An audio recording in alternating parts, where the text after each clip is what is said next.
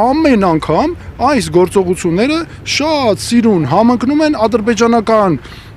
իշխանությունների հոգևոր առաջնորդից եկող հայտարարությանը։ Ընդամենը մի քանի օր առաջ ադրբեջանական հոգևոր առաջնորդը էլի նորից գնացել էր միջազգային այս անգամ հանրության մոտ, էլի բողոքում էր հայոց առաքելական եկեղեցու դեմ, հայոց առաքելական եկեղեցին պատերազմի քարոզիչ է, ռևանշիստ է, բայց խաղաղության, բայց հələ ժողովուրդ ջան, դուք նայեք իրենց բառերը, մեկին մեկ համընկնում են։ Հələ մի հատ վերցեք տեսեք։ Ինչքան էլ ուզում է հերքեն ասեն, չէ, փաստերը խոսում են բոլորովին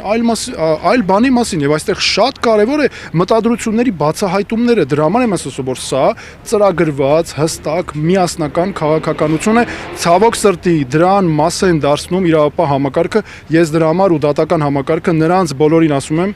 որ սա նաեւ քայլ է հեղինակազրկելու իրավապահ մարմիններին ու դատարանին եւ